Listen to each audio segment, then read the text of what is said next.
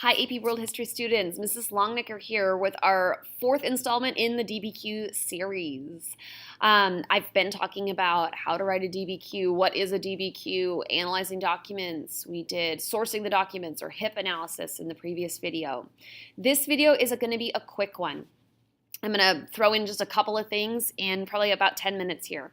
Contextualization and some final reminders. This is not going to be in-depth on either of these topics, but I want to give you some reminders and some support as you're thinking about your DBQ, and we'll come back to a lot of what I'm going to say in this video. We'll come back in some future videos where we can go more in-depth on some of these topics with some examples. But for now, let's just fly through a couple of last-minute reminders, things that I think will be helpful for you. So contextualization. Contextualization is what the College Board says you need to situate your argument.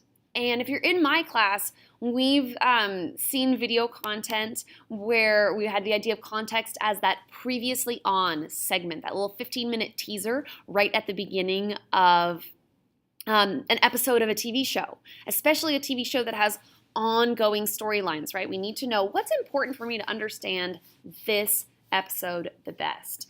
And historical context really isn't that much different. What do I need to know about what happened in the past or what's happening at the same time somewhere else that will help me better understand what is happening for this particular prompt? So context is that umbrella that you're thinking about.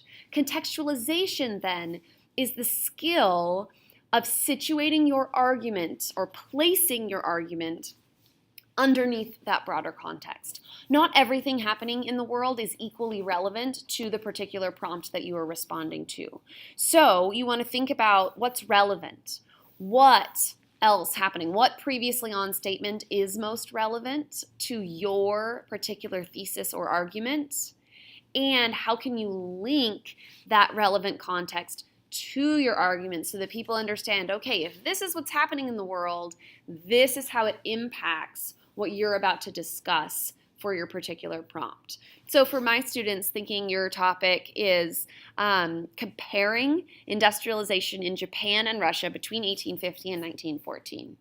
So you could think about what's happening just prior to 1850 that might affect industrialization in those countries, or what else is happening between 1850 and 1914 outside of Japan and Russia that might influence what was happening in Japan and Russia and lead to the various similar or different actions those countries are taking.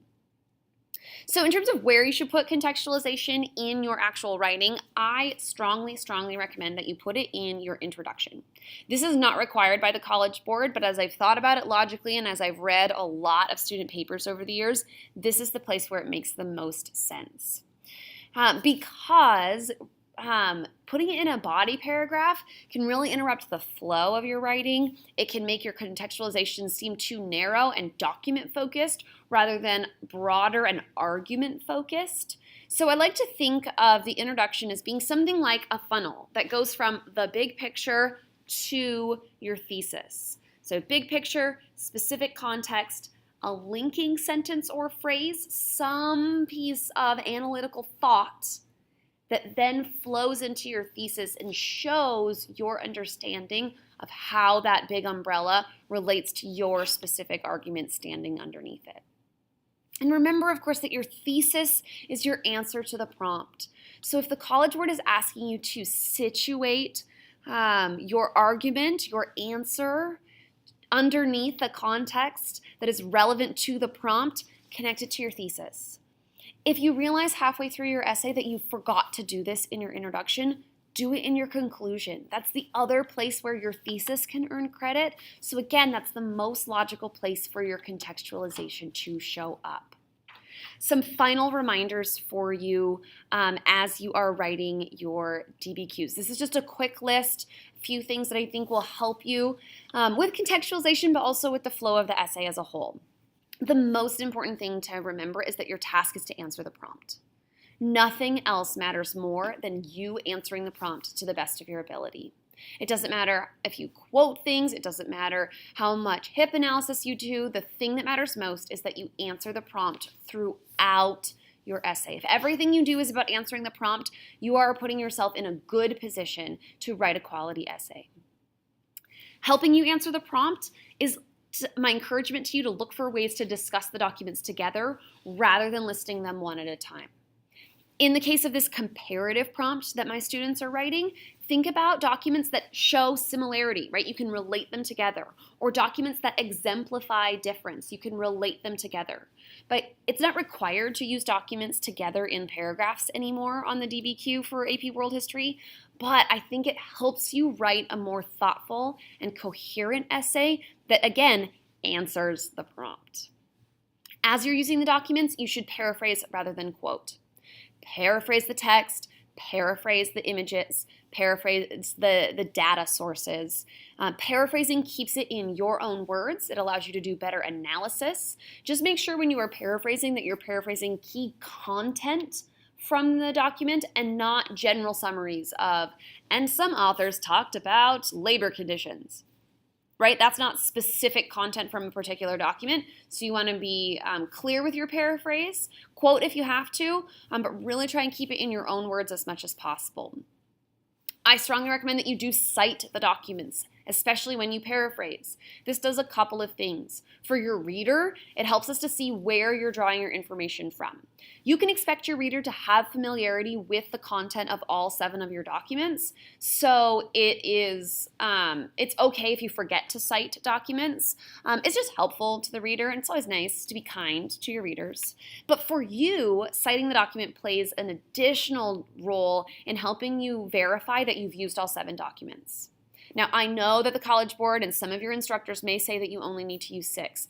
I think you should use all 7, always, because it allows you to have a more thoughtful and analytical answer to the prompt, a more complete answer to the prompt, and if you get one document wrong or if you're too vague in one of your paraphrases, using all 7 gives you that buffer room to get one wrong and still earn your point for using all 6. So use them and cite them to verify that you've used them. Don't forget, as you're paraphrasing content from the document, that you also explain how the document relates back to your thesis. This is part of answering the prompt.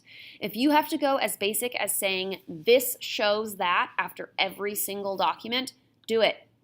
I don't care how repetitive it feels. What I care about is that you are always, always striving to connect that evidence back to your argument, because that is how you answer the prompt in the best quality way.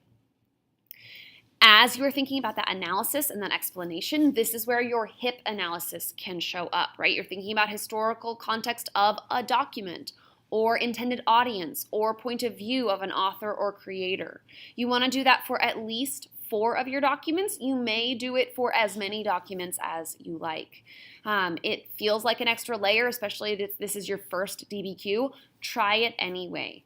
The more you practice it, the more it will fit into the flow of what you're writing, and the more you'll get comfortable with it. Again, in a future video, I hope I can walk through some examples of students who've done this well and show you how it can look and not feel too unnatural within the flow of your writing.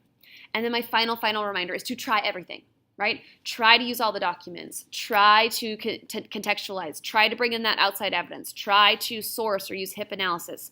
Try to develop your argument with historical complexity. But more than anything, more than worrying about the rubric, answer the prompt.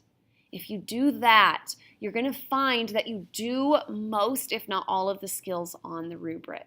So, as you're preparing for this first DBQ that you're writing, good luck. Be encouraged. This is a very doable task. It's a big task, but it is doable, and you should feel proud of the work that you are putting in. I will see you in the next video, AP World students. Good luck on your DBQ.